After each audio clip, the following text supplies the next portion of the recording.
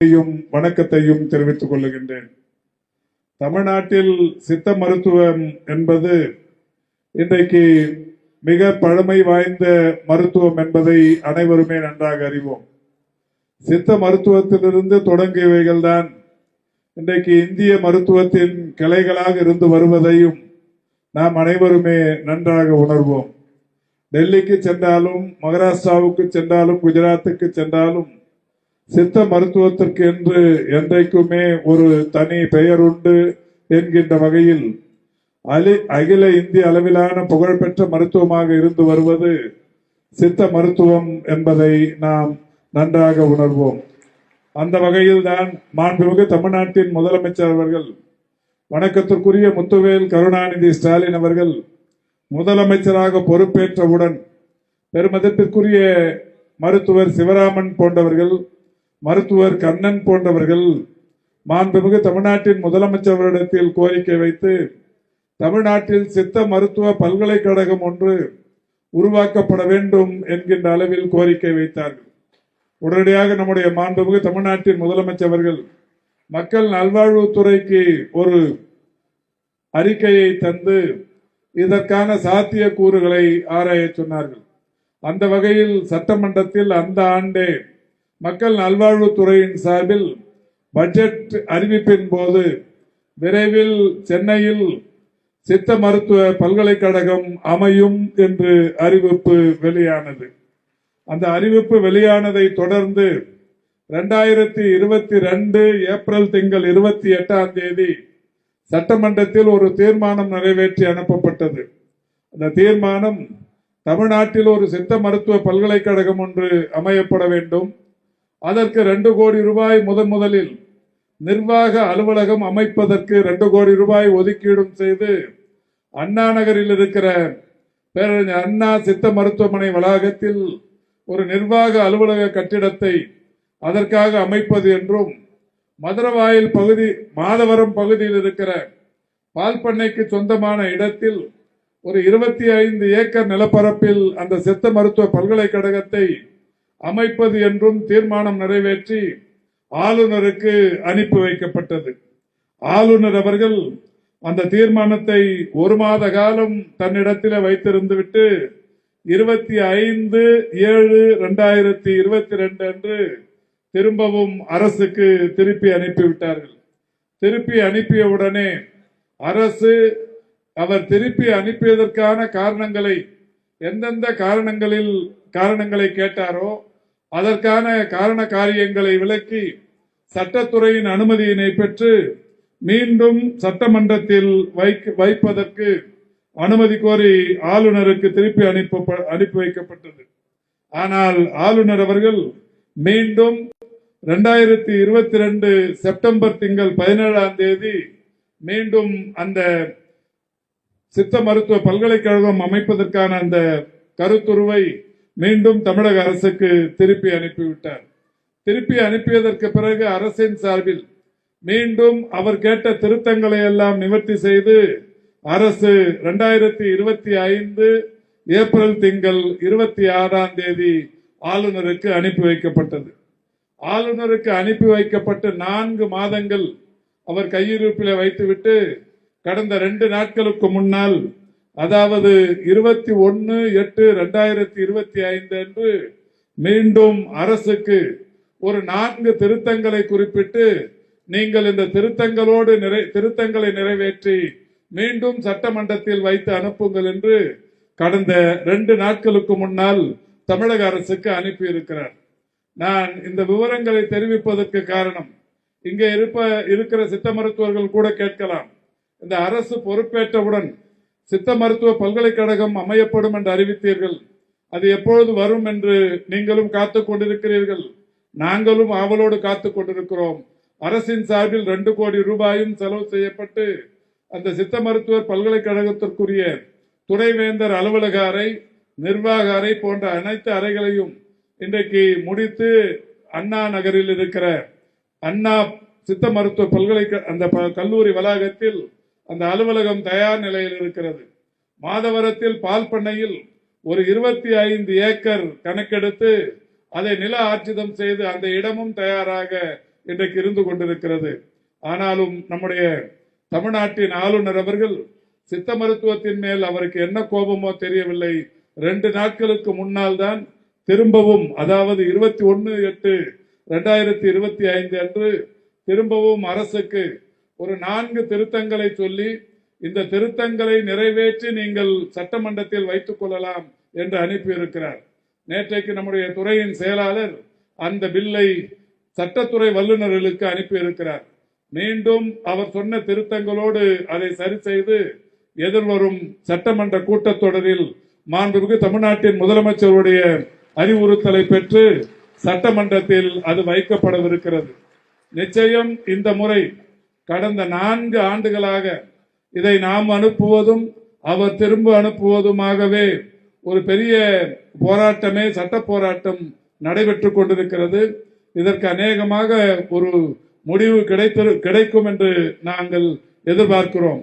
ஏற்கனவே உச்சநீதிமன்றத்தில் இதற்கான தீர்ப்புகளும் தமிழக அரசுக்கு, குறிப்பாக மாண்புமிகு தமிழ்நாட்டின் முதலமைச்சர் அவர்களுக்கு சாதகமாக வந்திருக்கிற நிலையில் நிச்சயம் இந்த முறையோடு இதற்கு ஒரு தீர்வு கிடைக்கும் என்று எதிர்பார்க்கிறோம். எனவே நிச்சயம் சட்ட வல்லுநர்களிடத்திலிருந்து அந்த 4 திருத்தங்களுக்குரிய அந்த முடிவுகள் நிறைவேற்றப்பட்டவுடன் எதிர்வரும் சட்டமன்ற கூட்டத்தொடரில் சித்த மருத்துவ பல்கலைக்கழகத்திற்கான அந்த சட்ட முன்வடிவு மீண்டும் நிறைவேற்றி ஆளுநருக்கு அனுப்பி மிக விரைவில் தமிழ்நாட்டில் சித்த மருத்துவ பல்கலைக்கழகம் உருவாக்குவதற்குரிய நடவடிக்கைகள் எடுக்கப்படும் என்பதை தெரிவித்துக் கொள்கின்றேன். இங்கே பெருமதிப்பிற்குரிய மருத்துவர் சிவராமன் பேசும்போது இந்த மருத்துவக் கல்லூரி விரிவாக்கத்திற்கு 25 ஏக்கர் நிலம் திருநெல்வேலி பகுதியில் வேண்டும் என்கின்ற கோரிக்கை வைத்திருக்கிறார். நான் பெருமதிப்பிற்குரிய அமைச்சர் அண்ணன் நேரு அவர்களிடத்தில், அண்ணன் நேரு அவர்களை பொறுத்தவரை இன்றைக்கு நிர்வாக ரீதியில் மிக விரைந்து முடிவெடுக்கக்கூடிய ஆற்றலாளர். அவர் துறையிலாக இருந்தாலும் சரி அல்லது வேறு எந்த துறையிலாக இருந்தாலும் சரி, நிர்வாக ரீதியில் முடிவெடுக்கக்கூடிய, விரைந்து முடிவெடுக்கக்கூடிய ஒரு சிறந்த நிர்வாக திறமை படைத்தவர். அவரிடத்தில் கேட்டேன், இப்படி ஒரு கோரிக்கை வைக்கப்பட்டிருக்கிறது, அண்ணன் தான் இந்த மாவட்டத்தின் பொறுப்பு அமைச்சராக இருக்கிறீர்கள், இங்கே அவர்கள் கோருகிற இடத்தை நாம் முடிவு செய்து மாண்புமிகு தமிழ்நாட்டின் முதலமைச்சருடைய கவனத்திற்கு கொண்டு சென்றால், மாண்புமிகு முதல்வர் அவர்கள் ஏற்கனவே சித்த மருத்துவத்தின் மேல் மிகப்பெரிய அளவிலான கரிசனத்தோடு இருந்து கொண்டிருக்கிறார். நிச்சயம் இதனுடைய உயர்வுக்கு, வளர்ச்சிக்கு அவர் இன்றைக்கு பெரிய அளவில் வழிகாட்டுவார் என்று சொன்னேன். அவர் உடனடியாக சொன்னது, மருத்துவ கல்லூரி, நம்முடைய மருத்துவக் கல்லூரி மருத்துவமனையில் 280 ஏக்கர் நிலப்பரப்பு இருக்கிறது, அதில் ஒரு 25 ஏக்கர் தரலாமா என்பதை முதல்வரிடத்தில் கேட்கலாம் என்று சொல்லியிருக்கிறார். நான் உடனடியாக நம்முடைய துறையின் செயலாளர் பேசிக் கொண்டிருக்கிறார். பேசி முடித்தவுடன் அவரிடத்திலும் கருத்துரு பெற்று எதிரிலே மருத்துவக் கல்லூரியின் முதல்வரும் வந்திருக்கிறார். காலியாக இருக்கிறது, ஐடியலாக அந்த இடம் இருக்கிறது என்று அறியும் பட்சத்தில் நிச்சயம் இந்த சித்த மருத்துவ கல்லூரியின் கோரிக்கையை மாண்புமிகு முதல்வர் அவருடைய கவனத்திற்கு நானும் அண்ணன் KN நேரு அவர்களும் கொண்டு சென்று மருத்துவக் கல்லூரியில் இருக்கிற ஒரு 25 ஏக்கர் நிலத்தை சித்த மருத்துவக் கல்லூரிக்கு தருவதில் தடையில்லை என்கின்ற வகையிலான ஒரு விஷயத்தை முதல்வரிடத்தில் சொன்னார். நிச்சயம் அது கிடைப்பதற்குரிய வாய்ப்பு இருக்கிறது. அதற்கான நடவடிக்கைகளை எடுப்போம் என்பதையும் பெருமதிப்பிற்குரிய நம்முடைய இந்த விழா குழுவின் தலைவர் மருத்துவர் சிவராமன் அவர்களுக்கு தெரிவித்துக் கொள்கின்றேன். மருத்துவர் சிவராமன் இங்கே பேசும்போது இந்த கல்லூரியின் வரலாற்றையும், இந்த கல்லூரியில் படித்தவர்கள், சித்த மருத்துவ கல்லூரியில் படித்தவர்கள் இப்பொழுது எந்தெந்த நிலைகளில் எல்லாம் இருந்து கொண்டிருக்கிறார்கள் என்கின்ற விஷயங்களை எல்லாம் மிக சிறப்பாக எடுத்து சொன்னார்.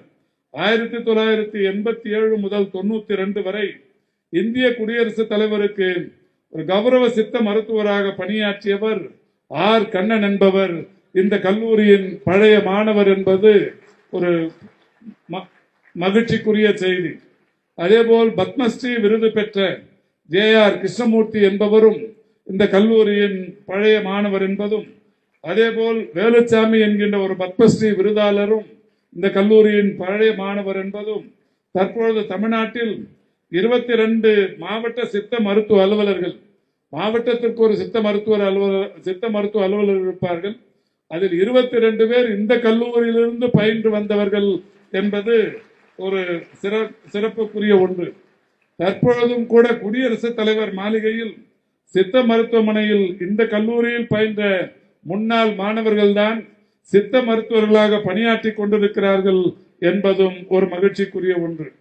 ஒன்றிய அரசின் சித்த மருத்துவத்திற்கான ஆராய்ச்சி பிரிவின் சென்ட்ரல் கவுன்சில் ஃபார் ரிசர்ச் இன் சித்தா உயர் பதவியான பொது இயக்குனர் மற்றும் தேசிய சித்த மருத்துவ இயக்குனர் பதவி இக்கல்லூரியில் பயின்ற சித்த மருத்துவர்களாலேயே தொடர்ந்து அலங்கரிக்கப்பட்டுக் கொண்டிருக்கிறது என்பதும் ஒரு சிறப்புக்குரிய ஒன்று. இது மட்டுமல்லாது மாநில அரசின் பல்வேறு துறைகளில் முக்கிய பதவிகளில் இக்கல்லூரியில் பயின்ற முன்னாள் மாணவர்கள் அரசின் உயர் பொறுப்புகளிலே இருக்கிறார்கள் என்பதும் மகிழ்ச்சியான ஒன்று. Cornell university, Illinois university, Detroit university, Singapore, Muscat, Malaysia, Sri Lanka போன்ற நாடுகளில் இக்கல்லூரியில் பயின்ற முன்னாள் மாணவர்கள் பயின்றவர்கள் இன்றைக்கு பணியாற்றி கொண்டிருக்கிறார்கள் என்கின்ற அந்த விஷயத்தையும் மருத்துவர் சிவராமன் அவர்கள் இங்கே சொல்லி இருக்கிறார்கள். அதேபோல் இங்கே பேசிய மரியாதைக்குரிய சிவராமன் இந்த கல்லூரியின் முன்னாள் மாணவர். கோவிட் பெருந்தொற்று காலத்தில் தமிழக அரசால் உருவாக்கப்பட்ட டாஸ்க் போர்ஸின் ஒரு உறுப்பினராக இருந்து மிக சிறப்பாக பணியாற்றியவர். தற்பொழுதும் கூட நம்முடைய மாண்புமிகு தமிழ்நாட்டின் முதலமைச்சருடைய வழிகாட்டுதலோடு ஸ்டேட் பிளானிங் கமிட்டியில் உறுப்பினராக இருந்து இன்றைக்கு பல்வேறு துறைகளுக்கு அவர் ஒரு முன்னோடியாக இன்றைக்கு இருந்து கொண்டிருக்கிறார்கள். இப்படி பல வகைகளில் இந்த கல்லூரியின் பழைய மாணவர்கள் புகழ்பெற்ற இடத்தில் இருந்து கொண்டிருக்கின்றார்கள். இந்த கல்லூரிக்கு நம்முடைய எனக்கு முன்னால் உரையாற்றியவர்கள் எல்லாம் சொன்னதை போல இந்த அரசு பொறுப்பேற்றதற்கு பிறகு ஏராளமான பணிகள் தொடர்ச்சியாக செய்யப்பட்டு கொண்டிருக்கின்றது. இங்கே ஏற்கனவே 2 புதிய பட்டமேற்படிப்புகள் வந்திருக்கிறது என்பதையும் கடந்து ஏற்கனவே இந்த கல்லூரிக்கு என்று ஒரு 1,10,00,000 மதிப்பீட்டில் தளவாடங்கள் மற்றும் உபகரணங்கள், மருத்துவ உபகரணங்கள் கொள்முதல் செய்வதற்கு ஏற்கனவே இங்கே இந்த கல்லூரிக்கு அனுமதிக்கப்பட்டிருக்கிறது. இன்றும் கூட இந்த கல்லூரி வளாகத்தில் நாங்கள் இந்த நிகழ்ச்சிக்கு வருவதற்கு முன்னால் திருநெல்வேலி மாவட்டத்தில் பல்வேறு புதிய கட்டிடங்களை திறந்து வைத்துவிட்டு வந்த அதே நேரத்தில் இந்த கல்லூரிக்கும் தேவையான ஒரு புதிய கட்டமைப்புகளும் இங்கே திறந்து வைக்கப்பட்டிருக்கிறது.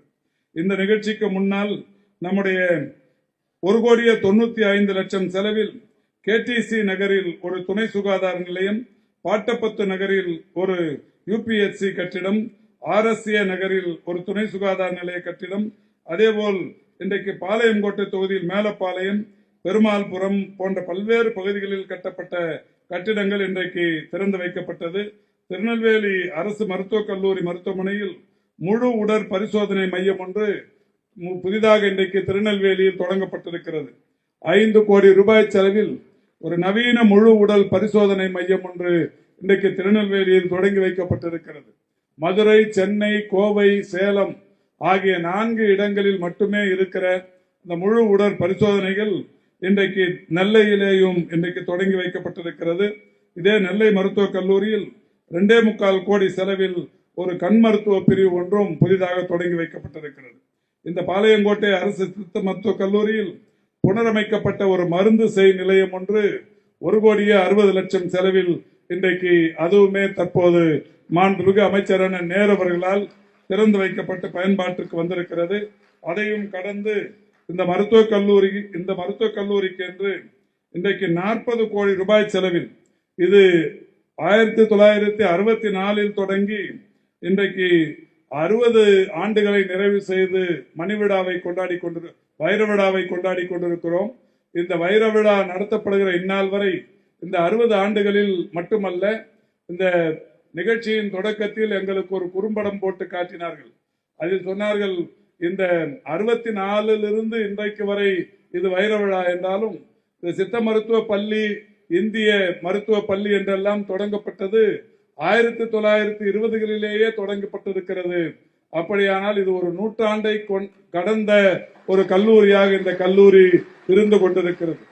அதிகாரப்பூர்வமாக பாலங்கோட்டையில் அமையப்பட்டதற்கு பிறகு இது வைர விழா என்றாலும் இது தொடக்கத்தில் எழும்பூர் சேத்துப்பட்டு அந்த இடத்திலிருந்து தொடங்கிய இதனுடைய வரலாறு ஒரு நூற்றாண்டை கடந்த வரலாறாக இருந்து கொண்டிருக்கிறது.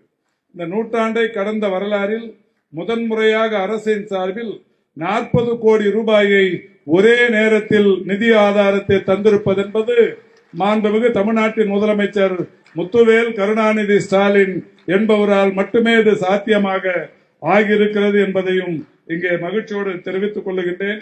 அது மட்டுமல்ல, இங்கே இன்னொரு செய்தியும் கூட நம்முடைய இந்த கல்லூரியின் முதல்வர் இப்போது சொன்னார். இந்த 40 கோடியில் மட்டுமல்லாது ஒரு 7.5 கோடி செலவில் இதே பக்கத்தில் இருக்கிற ஒரு மாணவர் விடுதி ஒன்று கட்டும் பணிகள் அங்கே நடைபெற்றுக் கொண்டிருக்கிறது. மாணவர்களுக்கென்று ஒரு விடுதி 7.5 கோடி ரூபாய் செலவில் கட்டும் பணிகள் நடைபெற்றுக் கொண்டிருக்கிறது. மாணவிகளுக்கான விடுதிகள் இங்கே இருந்து கொண்டிருக்கிறது என்கின்ற நிலையில் புதிதாக மாணவர்களுக்கென்றும் ஒரு விடுதி 7.5 கோடி ரூபாய் செலவில் கட்டும் பணிகள் இன்றைக்கு நடைபெற்றுக் கொண்டிருக்கிறது. ஆக 40 கோடி ரூபாய் செலவில் புதிய கட்டிடங்கள். அது மட்டுமல்லாது மாணவர்களுடைய நீண்ட நாள் கோரிக்கையை நிறைவேற்றுகிற வகையில் இன்றைக்கு 2441.17 சதுர மீட்டர் அளவுக்கான ஒரு புதிய விடுதி கட்டடம் 7.5 கோடியில் இங்கே கட்டப்பட்டுக் கொண்டிருக்கிறது. இந்த அரசு பொறுப்பேற்றதற்கு பிறகு சித்த மருத்துவத்திற்கென்று ஏராளமான விஷயங்கள் செய்யப்பட்டிருக்கிறது. மரியாதைக்குரிய திரு கண்ணன் அவர்கள் ஒரு முறை 2022 ஒரு நிகழ்ச்சிக்கு என்னை அழைத்தார். அழைத்த போது இம்காப்ஸில் நடைபெற்ற அந்த நிகழ்ச்சியில் அவர்கள் வைத்த கோரிக்கை 2 கோரிக்கைகள் வைத்தார்கள். பாரம்பரிய சித்த மருத்துவர்களுக்கான ஓய்வூதியம் என்பது 1000 ரூபாய் தரப்பட்டுக் கொண்டிருக்கிறது. இந்த ஓய்வூதியத்தை உயர்த்தி தர வேண்டும். பாரம்பரிய சித்த மருத்துவர்கள் ஏறத்தாழ ஒரு 150-200க்குள்ளாகத்தான் இருப்பார்கள். இந்த 1000 ரூபாய் என்பது குறைந்த அளவிலான ஒரு உதவித்தொகையாக இருக்கிறது. அதை உயர்த்தி தர வேண்டும் என்கின்ற கோரிக்கை வைத்தார்கள்.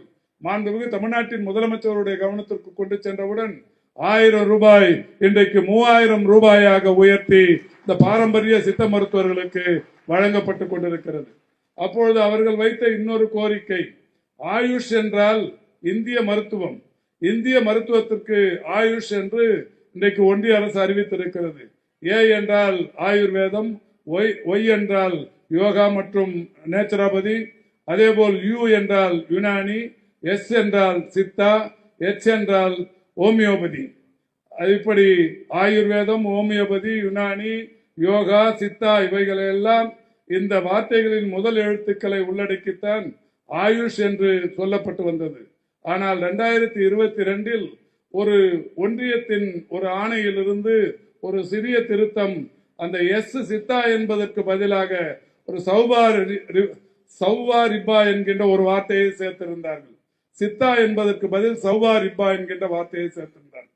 அதைத்தான் கண்ணன் அன்றைக்கு எங்களிடத்தில் காட்டி, இந்த சௌவா ரிப்பா என்பது தமிழ் வார்த்தை அல்ல, இது ஒரு நாட்டின், வங்காள நாடு, இது ஒரு நாட்டின், திபெத் நாட்டின் சித்த மருத்துவ முறை. அதனுடைய முதல் எழுத்தை இதில் போட்டிருக்கிறார்கள். நம்முடைய சித்தாவை நீக்கிவிட்டார்கள், இதற்கு நீங்கள் குரல் கொடுக்க வேண்டும் என்று சொன்னார். உடனடியாக நான் அன்றைக்கு துறையின் செயலாளராக இருந்த திரு ராதாகிருஷ்ணன் அவர்களிடத்தில் இதை சொல்லி உடனடியாக மாண்புமிகு தமிழ்நாட்டின் முதலமைச்சருடைய கவனத்திற்கு கொண்டு சென்று அன்றைக்கு ஆயுஷ் அமைச்சர் மரியாதைக்குரிய சர்பானந்த் சோனாவால் அவர்களுக்கு நான் ஒரு கடிதத்தை எழுதினேன். சித்தா என்பது தமிழர்களின் பாரம்பரியமிக்க மருத்துவம், இந்த வார்த்தையை நீக்கிவிட்டு சௌவா ரிப்பா என்கின்ற வார்த்தை சேர்க்கப்பட்டிருக்கிறது. இதை உடனடியாக நீக்கி எப்பொழுதும் போல் சித்தா, அந்த எஸ்ஸுக்கு சித்தா என்கின்ற வார்த்தை தான் இடம்பெற வேண்டும் என்று கடிதம் எழுதினோம். தமிழ்நாட்டின் இந்த கோரிக்கையை ஒன்றிய அரசு உடனடியாக ஏற்று இன்றைக்கு அவருடைய அனைத்து ஆவணங்களிலும் ஏ என்றால் ஆயுர்வேதம், ஒய் என்றால் யோகா நேச்சுரோபதி, யூ என்றால் யுனானி, எஸ் என்றால் சித்தா, எச் என்றால் இன்றைக்கு ஹோமியோபதி என்று இன்றைக்கு மாற்றம் செய்து அறிவித்திருக்கிறார்கள் என்பதை மகிழ்ச்சியோடு தெரிவித்து, சித்த மருத்துவமனைக்கு, சித்தா மருத்துவத்திற்கு என்றைக்கும் தமிழ்நாடு அரசு உறுதுணையாக இருந்து கொண்டிருக்கிறது. ஒன்றிய அரசின் சார்பில் பெறப்படுகிற நிதி ஆதாரம், தமிழக அரசின் சார்பில் பெறப்படுகிற நிதி ஆதாரங்களை கொண்டு எல்லா மருத்துவமனைகளிலும் இன்றைக்கு சித்த மருத்துவமனைகளுக்கான அமைப்புகள் இன்றைக்கு தொடர்ச்சியாக துவக்கி வைக்கப்பட்டுக் கொண்டிருக்கிறது. சித்த மருத்துவத்தில் ஒரு பணியிடம் கூட காலி இல்லை என்கின்ற நிலை உருவாக்கப்பட்டு